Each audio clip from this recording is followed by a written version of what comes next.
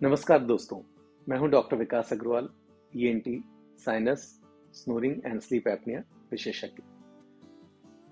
Sinus और sleep की अपनी 5 भाग की सीरीज के पहले वीडियो में हमने बात की थी बच्चों में हाइपर एक्टिविटी के बारे में।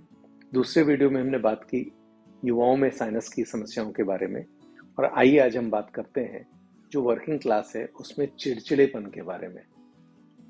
तो सबसे बड़ा कारण जो चिड़चिड़ापन का है वर्किंग क्लास में, वो तो डेफिनेटली स्ट्रेस है, क्योंकि सबके ऊपर वर्क का प्रेशर काफी ज्यादा है।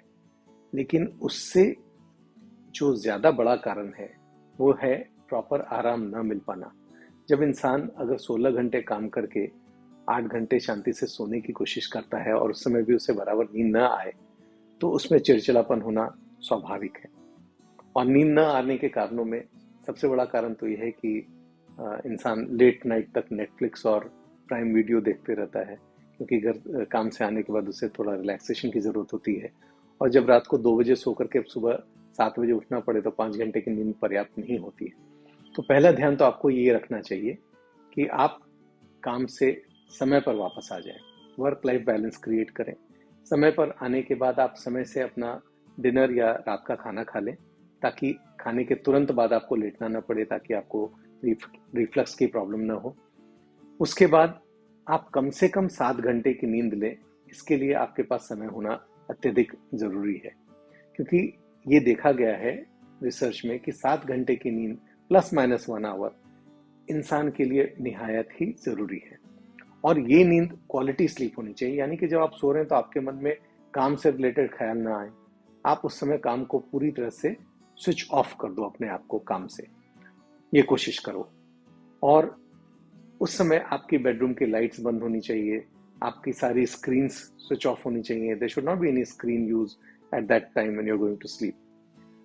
और इसके अलावा अगर आपकी सांस बराबर नहीं है, अगर आपका बेड बराबर नहीं है, तो भी तकलीफ हो सकती है। तो आपको प्रॉपर बेड यूज करना है, प्रॉपर पिलो यूज करना है, और ये देखना है कि आपकी नाक बंद तो नहीं है।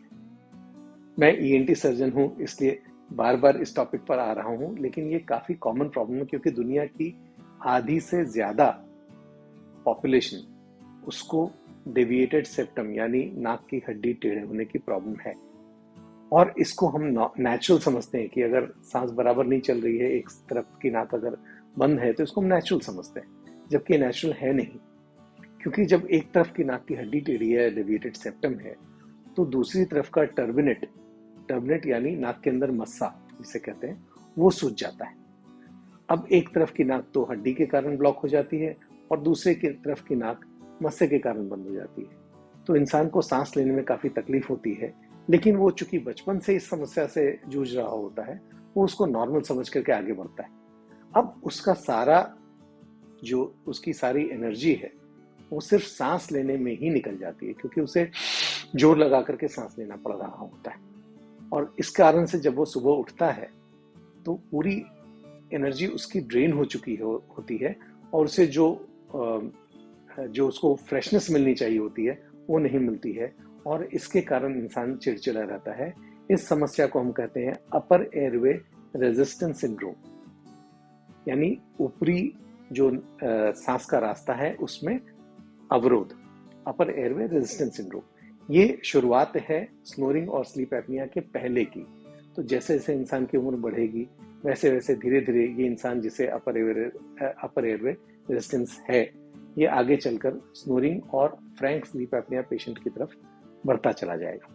तो इस बात पर आप ध्यान दें कि आपकी नींद का समय पर्याप्त हो, आपकी नींद की क्वालिटी अच्छी हो, आपके थॉट्स उस समय सही हो, आपको ये अच्छा रिलैक्सिंग म्यूजिक सोने से पहले, और आपकी कम से कम श्वास बराबर चल रही हो। अगर इसमें कोई भी प्रॉब्लम है तो आजकल सीटी स्कैन से 5 मिनट के अंदर आपको आपकी प्रॉब्लम पता चल जाती है, और डे केयर सर्जरी से प्रॉब्लम बहुत ही आसानी से ठीक की जा सकती है।